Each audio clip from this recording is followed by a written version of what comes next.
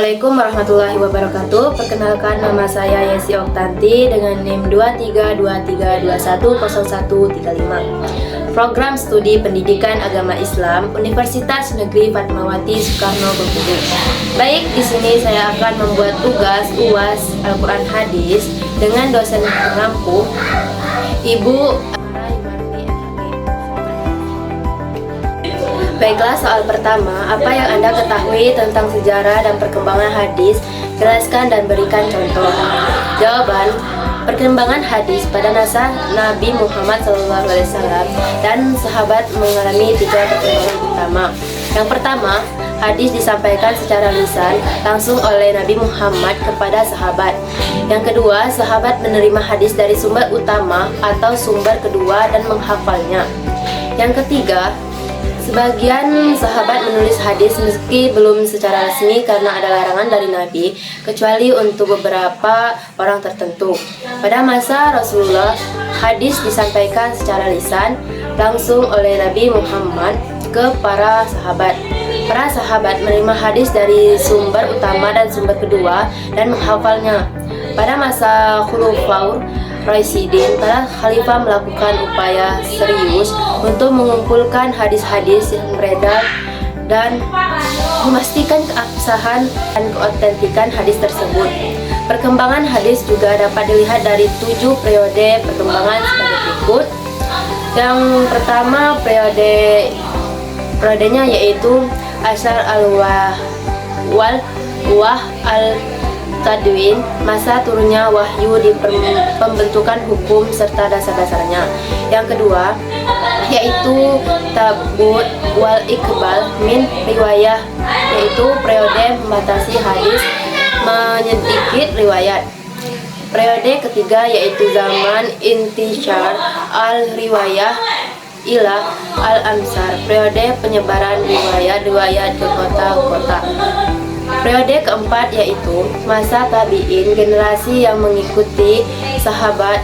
Periode kelima yaitu masa tabi'in, al-tabi'in, generasi yang mengikuti tabi'in. Periode keenam yaitu masa muhadisin, generasi yang mengkaji hadis. Yang ketujuh, yang terakhir yaitu masa kodifikasi hadis, periode pengumpulan penyebaran hadis secara resmi.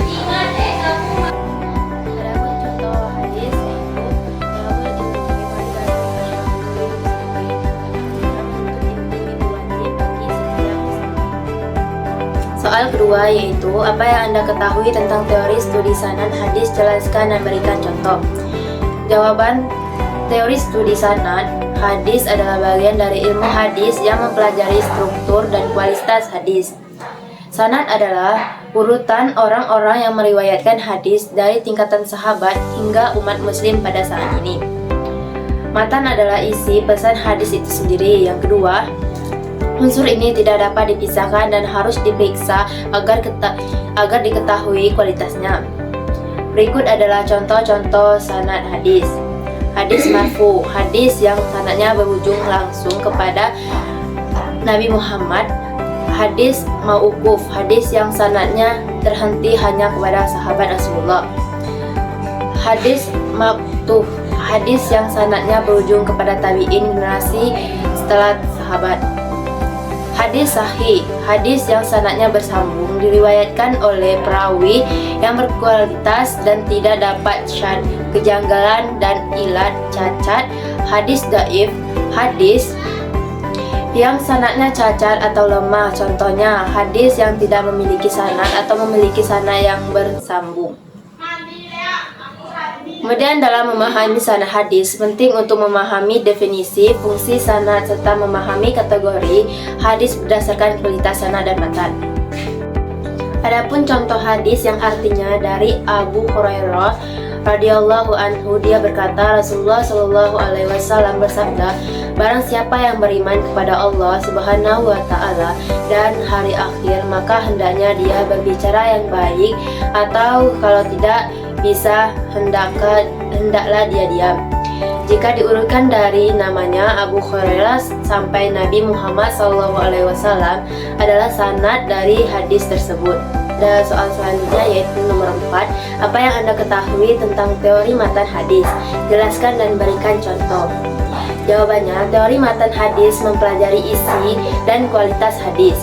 Teori matan hadis adalah cabang ilmu hadis yang berfokus pada isi atau hadis atau matan hadis Nabi Muhammad SAW. Matan hadis merujuk pada teks dan redaksi hadis pada yang memuat perkataan, perbuatan, persetujuan atau sifat Nabi Muhammad SAW. Tujuan mempelajari teori matan hadis adalah untuk memahami makna dan kandungan hadis secara mendalam, menilai kualitas dan kesahihan hadis,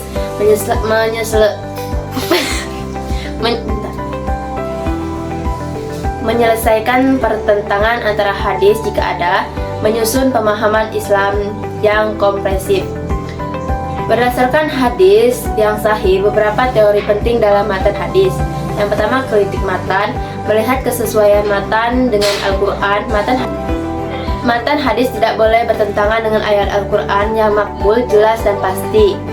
Membandingkan matan dengan hadis lain, jika ada dua hadis yang tampaknya bertentangan, maka perlu diteliti matan dan sanadnya untuk menemukan mana yang lebih sahih. Menganalisis matan dengan akal sehat. Matan hadis tidak boleh bertentangan dengan akal sehat yang logis dan diterima secara umum. Yang kedua, kaidah-kaidah pemahaman matan. Memahami matan secara harfiah ini adalah prinsip dasar, namun perlu dipertimbangkan konteks dan maksud Nabi Muhammad SAW. Memahami matan secara kiasan, jika makna harfiah tidak masuk akal, maka perlu dicari makna kiasan yang sesuai dengan konteks. Memahami matan dengan memperhatikan maksud, tujuan syariat. Setiap hukum Islam memiliki tujuan, dan pemahaman matan hadis harus sejalan dengan tujuan tersebut. Contoh penerapan teori matan hadis. Hadisnya, barang siapa berbohong maka dia bukan dari golongan kami. Hadis riwayat Muslim. Adapun matannya, yaitu barang siapa berbohong maka dia bukan dari golongan kami. Hadis riwayat Muslim. Mungkin hanya itu yang bisa saya sampaikan, lebih dan kurangnya saya mohon maaf. Saya akhiri, wabillahi taufiq wal hidayah. Wassalamualaikum warahmatullahi wabarakatuh. Nggak makan lagi nih?